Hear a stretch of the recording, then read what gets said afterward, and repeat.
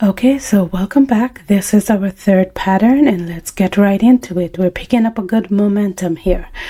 Okay, so very important. Remember in our right angle triangle, we said that the first loop prints the rows and the second loop prints the columns. Okay, now very important, if you notice in our first right angle triangle pattern that whatever the row number is, it keeps that number for the entire column. So for example, when the row number is 5, it prints 5 5s.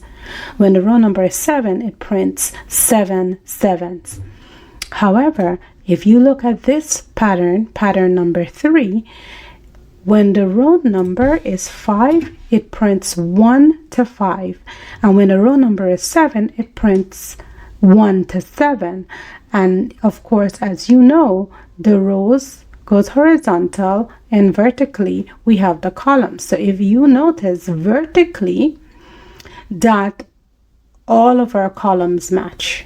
So from row 1, in the first column everything is 1, the second column everything is 2, the third column everything is 3, and so on and so forth.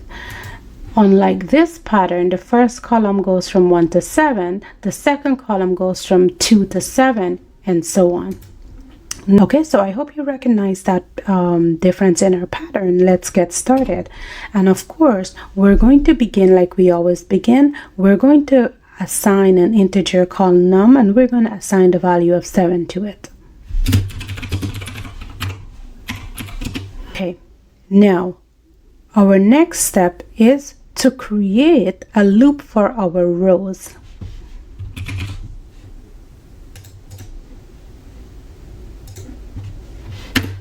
And our row begins at number 1 and it ends at whatever num is. And we iterate I++. Now let's create a loop for our columns.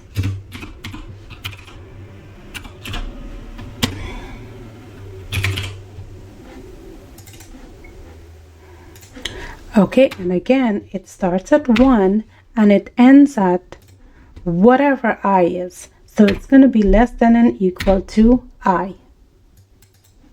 And again, that second loop is our J loop, and that's responsible for our columns.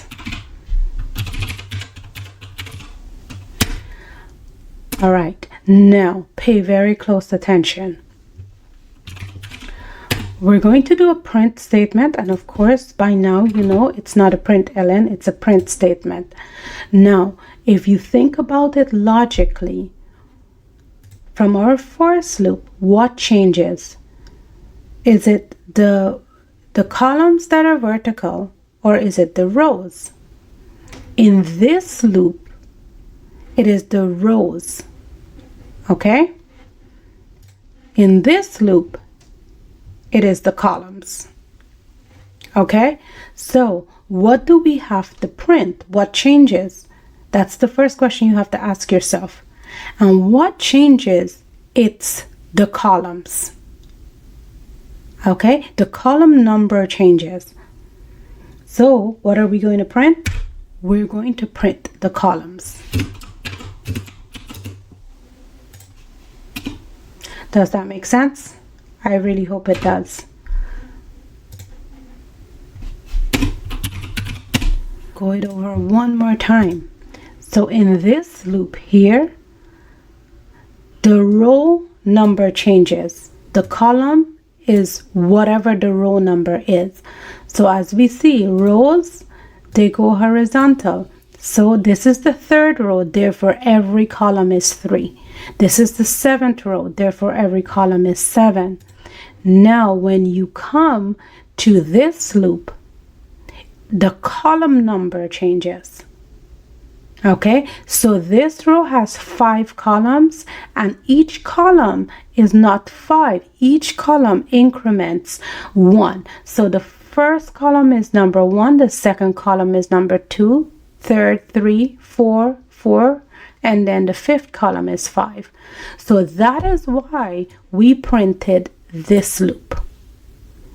Okay, I really hope it made sense, and I broke it down a little bit more so that we could start looking at the patterns and understanding them. Sorry, I accidentally put I in there. My bad. Okay, so now let us print this. And there we go. That is our loop here. Next, task number 4, that will be to do the inverted version of this loop that we just printed. Okay, and that is it. Join me for the next pattern. Happy testing!